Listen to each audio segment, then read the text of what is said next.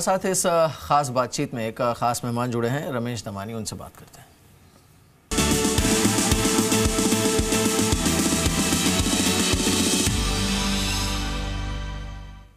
हमारे साथ खास मेहमान हैं mister Ramesh Damani. Sir, morning to you. शुक्रिया इस बातचीत में शामिल होने के लिए। Thank you so much for joining us. It's a pleasure having you on the show. मुझे लग रहा था आप योगा कर रहे होंगे सुबह सुबह।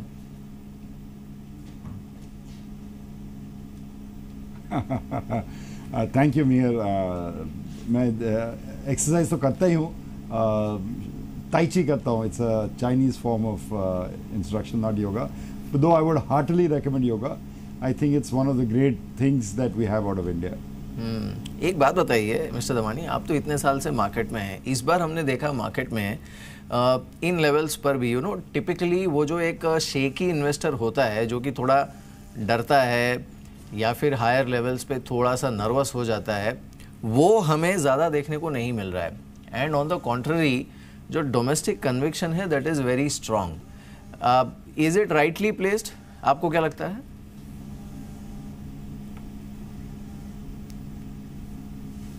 मिहिर, जैसे आप बोल रहे हैं, ये दोनों चीज़ जुड़ी हुई है। There is less shakiness and there is more conviction, क्योंकि जो प्राइमरी ड्राइवर है बाजार का इस टाइम डोमेस्टिक पैसा है। हम जैसे एनालिस्ट काफ़ी बार आपके चैनल में बोलते थे कि जो इंडियन इन्वेस्टर इंडियन मार्केट में आना बहुत ज़रूरी है for us to make new bull market, to make new highs.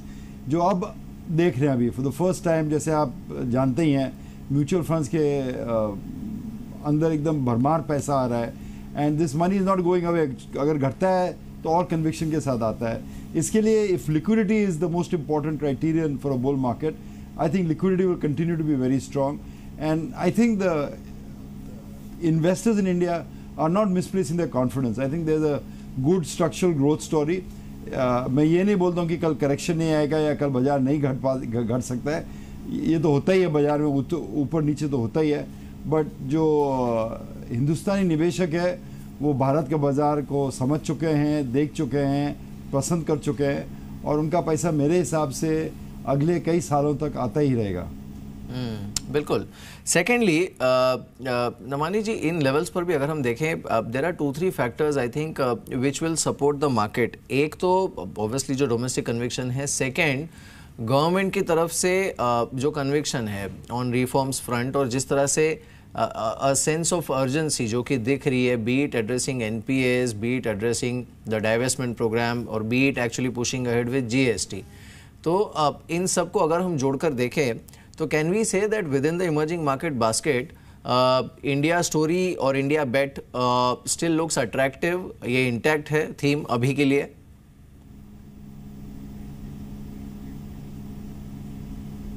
Mir ji, वो समझने के लिए let's look at the historical data what has happened. जनवरी से जून एंड तक 6 महीने में द इंडियन सेंसेक्स, कोई मुझे बता रहा था, डॉलर टर्म्स में 24% ऊपर है, लेकिन रुपी में ओनली 17% अप है। That means we have gained against the dollar also, and the second economy is far behind us. तो the point is absolutely well taken that in emerging markets India standing like a tower of strength and resilience. Will it continue?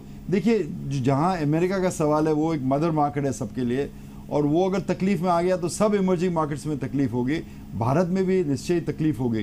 But मुझे पूरी उम्मीद है कि एक बार घट के फिर धीरे धीरे भारत के फंडामेंटल्स को देख के वापस निवेशक आ जाएंगे इंडियन मार्केट्स में। लेकिन इन लेवल्स पर दमानी जी आप फुल्ली इन्वेस्टेड हैं, you have not taken money off the table at this point?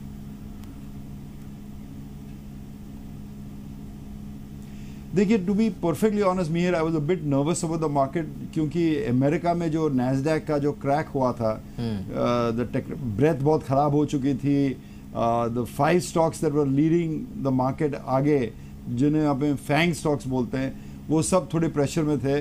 तो मैं थोड़ा से कैश रेज किया हूँ, बट उसके बाद वापस बाजार में एंट्री मार दिया हूँ। तो I am basically at 2-3% cash levels, not more than that. Damani ji, आपको ये जो Q4 परफॉर्मेंस था इस बार कंपनीज का, वो कैसा लगा?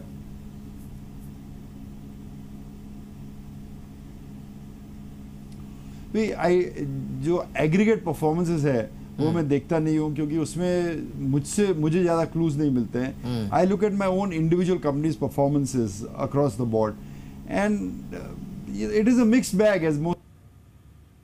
stymied. People अभी तक बोल रहे हैं कि 2 क्वार्टर बाद ग्रोथ आएगी, so we have to hold on to growth. Some companies were delivering good results. Let's say OMC companies delivered very good results as far as I could see. So I do more एक company के हिसाब से rather than individual aggregate Sensex level earnings. बिल्कुल। पिछली बार जब आपसे बात हुई थी, देयर वर 2-3 थीम्स जिसके ऊपर आपका कन्विक्शन काफ़ी अच्छा था। One was consumption, second was selectively real estate, and third was obviously some of the pharma stocks. ये अभी भी, would you stick to these themes अभी भी?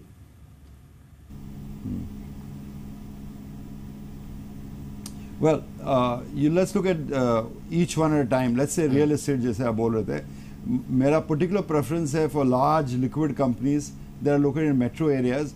अगर आप वो देखें, those companies are doing very well right now. और मेरे हिसाब से ये भावों से भी काफ़ी बढ़ सकते हैं over the next 2-3 years. So I would suggest you remain invested in those real estate companies. Large liquid companies जो सब जानते हैं, those companies I prefer. Consumption theme, I think next 1 or 2 quarters there will be some trouble because of GST. I think sales कौन सी quarter में recognize होंगे, शायद once July 1 comes, sales might dip. So I think you have to give 3 to 6 months before they start booming again. But ये consumption can be played through various ways. Real estate, residential apartments is also real estate, is a consumption theme. So I would say consumption, yes, still bullish on.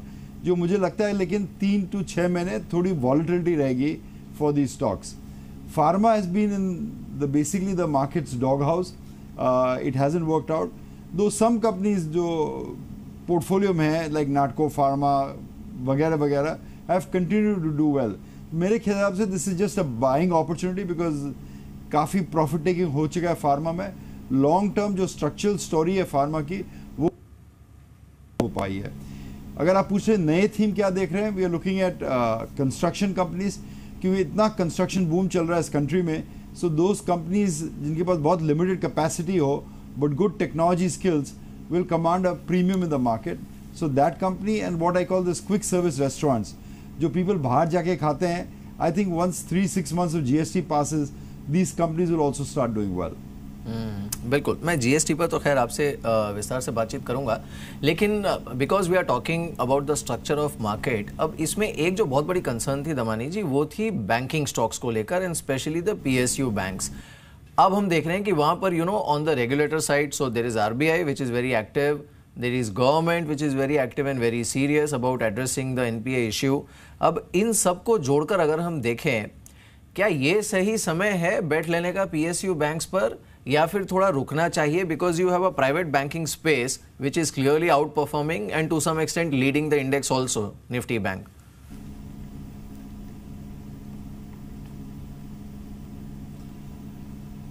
Banking sector हमेशा बहुत मुश्किल रहा है और मैंने थोड़ा कम ही exposure लिया है इसमें. My exposure is better to what we call non banking finance companies, जैसे ग्रुप फाइनेंस है, सुंदरम फाइनेंस. ये मेरे पोर्टफोलियो बहुत सालों से है और अभी तक हैं, because I find that to be a sector that's easier. मैंने PSU सेक्टर बैंक्स कुछ है नहीं पोर्टफोलियो में, क्योंकि मुझे हमेशा ये डर लग रहा था कि NPA प्रॉब्लम कैसा सुधरेगा.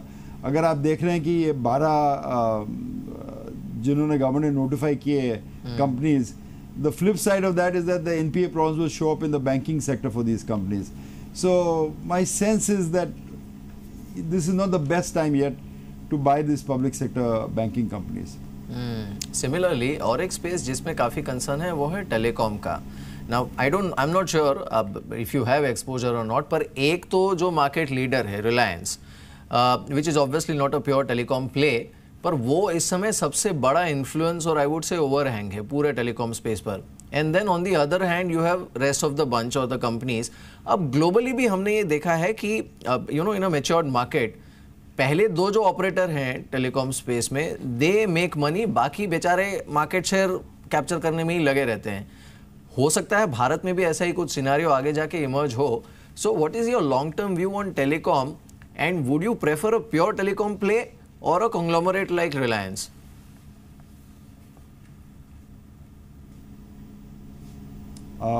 Again, Mirji, as you know my investing style for many years, जो ये broad market cap heavy companies होती हैं उन्हें मैं कम ध्यान देता हूँ, because I am an individual investor. I try to find companies that I have an advantage in. So there's so many factors affecting the markets in telecom that for independent analysts for me to have a sharp opinion थोड़ा मुश्किल पड़ता है. अब आप देखिए, the more important point that you make is how does technology and change in technology affect our view of individual stocks and markets. तो अभी आप मेरे इंटरव्यू के पहले एक रिपोर्ट आ रही थी आपके चैनल पे सजेस्टिंग कि तेल का दाम $30 हो जाएगा, और कई लोग ये भी बात कर रहे हैं कि जो ऑयल एज है which started after second world war perhaps is also coming to an end. I think 10 साल में बहुत लोग बोल रहे हैं कि not only will all cars be electric but they'll also be driverless. So this is a sweeping technological change जो refining companies को impact करेगी, insurance companies, infrastructure companies, automobile industry obviously. So these are the more changes that I am focused on at this point, trying to understand कि अगर ये 5 साल 10 साल में end of oil age आ जाए, which are the businesses that are going to survive. इसके लिए मैंने आपको शायद पहले समझाया था कि we like this quick service restaurants because at the end of the day people will still want to go out and eat. That technology doesn't pose a threat to that business as we speak now. So you want to find businesses that are immune to technological changes. So I think जो next 10 साल के जो successful investors रहेंगे will be people who find businesses that are not affected by technology. बहुत सारे धंधे जो अभी अमेरिका में हैं, जो अभी इंडिया में हैं, lot many including businesses like legal help will be affected by technology. So we have to start as good investors looking ahead and finding businesses that food businesses, entertainment businesses that are somewhat immune to technological threat. In fact आपसे बात करने में ये एक अक्सर you know it becomes a sort of crystal ball gazing जो आप भविष्य के बारे में बताते हैं, एंड दैट्स वेरी इंटरेस्टिंग. मैं थोड़ी सी बात रिफॉर्म्स पर और जीएसटी पर करना चाहूँगा. जीएसटी यू नो पहले भी काफ़ी डिबेट हुई कि रोल आउट होगा नहीं होगा. Finally it's rolling out on July 1. That's a big relief actually for markets. Overall GST का इम्पैक्ट आप कैसे देख रहे हैं इकोनॉमी पर, and what does history suggest? अगर आप बाकी कंट्रीज में भी देखें जहाँ ये इम्प्लीमेंट हुआ है, कैन वी एक्सपेक्ट वो शॉर्ट टर्म में थोड़ा सा blip at least on the consumption side and then a sustained momentum?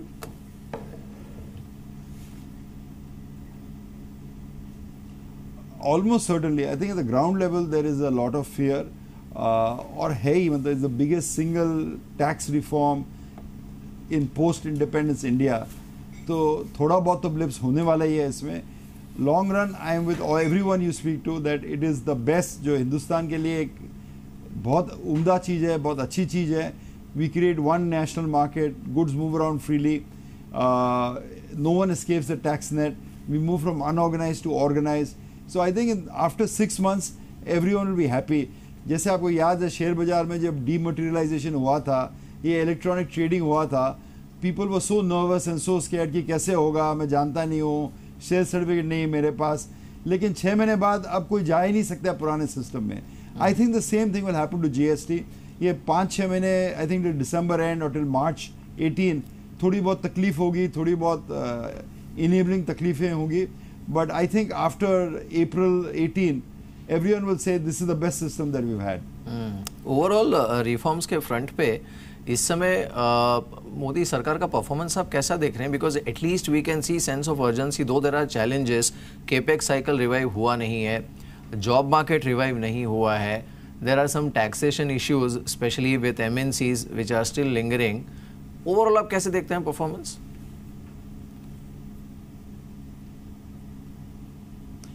I would give it a very high marks, Mihir, for this reason. जो इंडियन इकोनॉमी प्राइमरीली अनऑर्गेनाइज थी, it is now moving to organisation. Thanks to demonetisation, thanks to GST, the Indian economy is moving to organisation. Now once you've organized, you want better infrastructure. Better infrastructure के लिए पैसा चाहिए, पैसे के लिए you need a better tax base.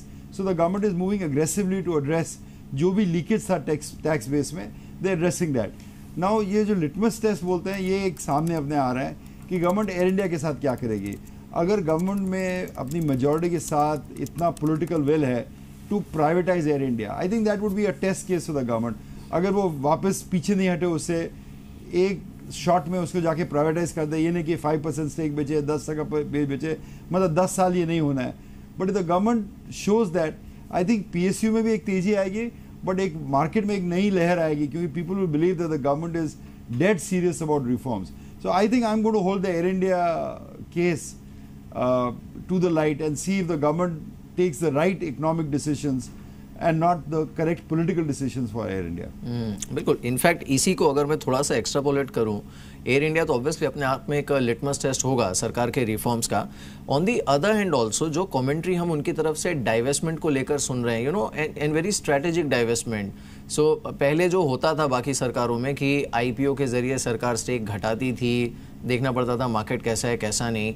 This government is talking very specifically of divesting strategic stake, be it in banks, be it in shipping companies. Air India की हमने बात की, and on the other hand they are monetizing some of the assets, जैसे हम railways में देख रहे हैं या फिर HL, इन सब के IPOs आने वाले हैं.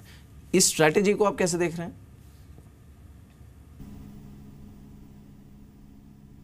नहीं, बहुत ही अच्छी तरह से that is the test I am using कि जो गवर्नमेंट का क्या काम है होटल चलाने का या एक कोच मैन्युफैक्चरिंग कंपनी चलाने का, या you know even if defence is being privatised, these businesses can of course be privatised. एक पॉलिटिकल विल चाहिए, they needs a political will. आप जैसे आप जानते हैं before oil refining was deregulated, government used to you know regulate the sector and then subsidise those companies, तो एकदम economic mess होता था. But suddenly the government is deregulated और आप देखते हैं मुनाफा कितना बढ़ गया है ऑयल कंपनीज का, डिविडेंड पे आउट कर रहे हैं, सरकार का टैक्स बेस बढ़ गया है. So I think the government is realising that they can not be running these businesses और इन्हें प्राइवेटाइज कर देना चाहिए था. But I think the final political will have to be seen in the floor of parliament. When they deregulated oil बहुत opposition था, लेकिन government stuck to its mandate and did it. There will be a huge amount of political opposition to privatization also, but I think we have finally made a political consensus that we can't keep subsidizing all these businesses. अगर यहाँ से subsidy निकल गई और अपने को revenue आ गया, that money can be used for education, sanitation, infrastructure projects. So now people are seeing the benefits of extra money coming into these sectors. So I'm very hopeful, but yet the government has to prove its credentials by actually privatizing a big company like Air India or Bharat Earth Movers. एक बार privatise कर दे, then market will believe, not before it. बिल्कुल. बस एक दो सवाल और लूंगा मैं दमानी जी. कमिंग बैक टू मार्केट्स, अब एक चीज़ तो ये हुई है कि हमने मिड कैप स्मॉल कैप में बहुत अच्छा मोमेंटम देखा है, इनफ्लोज भी बहुत देखे, even in mutual funds which are investing in these pockets mid cap small cap में. एंड सेकेंड, मार्केट की अपनी खुद की valuation based on the corporate performance जो देखने को मिला है.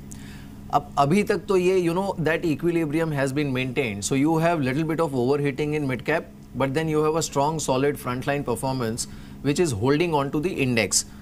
ये सस्टेन होता आपको लग रहा है या फिर इसमें कहीं मिसमैच है? Do you see mid caps and small caps may be topping out at some point?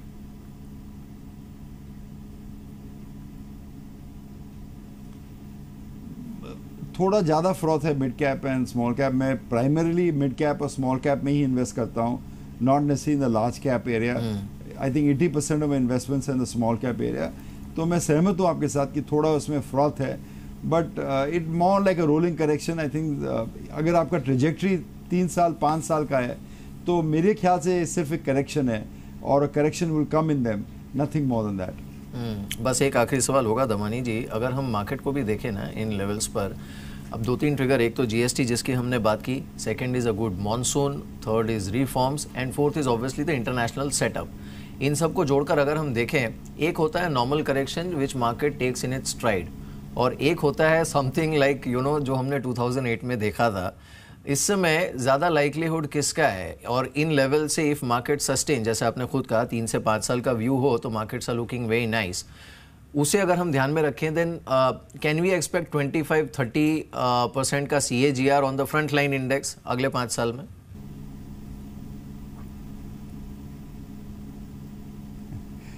अगर 30% का CAGR नेक्स्ट 5 years सेंसेक्स में आ जाएगा तो Dalal Street will be paved with gold sir.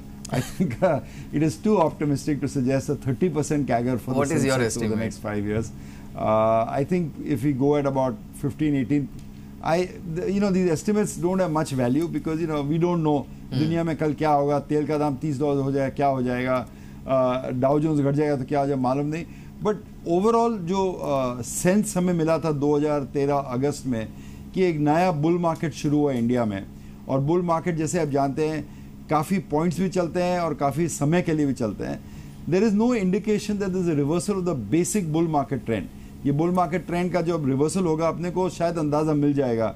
पान वाला अपने को शेयर दलाल देने लग जाएंगे, IPO market will be very wholly over subscribe, public पागल जैसे बोलने लग जाएगी, बहुत पुअर क्वालिटी कंपनी जो स्टार्ट गोइंग अप. काफ़ी अपने को एग्जाम्पल्स मिल जाएंगे और bull market is topping out. जहाँ अभी तक का सवाल है, मुझे ऐसे कोई इंसिडेंट्स नहीं दिख रहे हैं कि bull market has stopped out. तो bull market probably in my best opinion has many years to go perhaps and many more new milestones to conquer.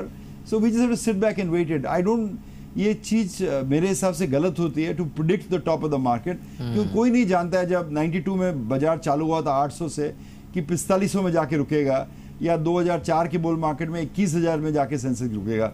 ये पहले नहीं मालूम पड़ता है, बाद में ही मालूम पड़ता है. तो मेरे हिसाब से तो इंग्रेडिएंट्स जो फायर बुल मार्केट का शुरू हुआ था 2013 में वो अभी भी मौजूद है, और जब फायर बुझ जाएगा तब देखेंगे, then will make a new opinion. For right now the good news is Mihir that the bull market is alive and well. Absolutely. और चलिए इनफैक्ट अगली बार भी जब आपसे बात हो तो फायर फाइटिंग की जरूरत नहीं पड़े. बहुत बहुत शुक्रिया मिस्टर दमानी हमारे साथ इस बातचीत में शामिल होने के लिए. Thank you so much for joining us. It was pleasure having you on the show as always. Thanks. तो ये थे रमेश दमानी, और इनफैक्ट उनकी जो सबसे बड़ा टेक अवे उनकी बातचीत का था वो यही था कि आप सावधान रहिए, लेकिन मिड कैप स्मॉल कैप में नए थीम जो अगले 10, 15, 20 साल के लिए इंटैक्ट हैं उस पर ध्यान दीजिए. और फिलहाल एटलीस्ट लंबी अवधि का जो बुल मार्केट है वो ख़त्म होने के कोई भी आसार नहीं है. एक छोटा सा ब्रेक लेंगे, लेकिन ब्रेक के बाद दर्शकों के सवाल और हमारे जवाब, इसका सिलसिला शुरू करेंगे आपका बाजार में. नमस्कार.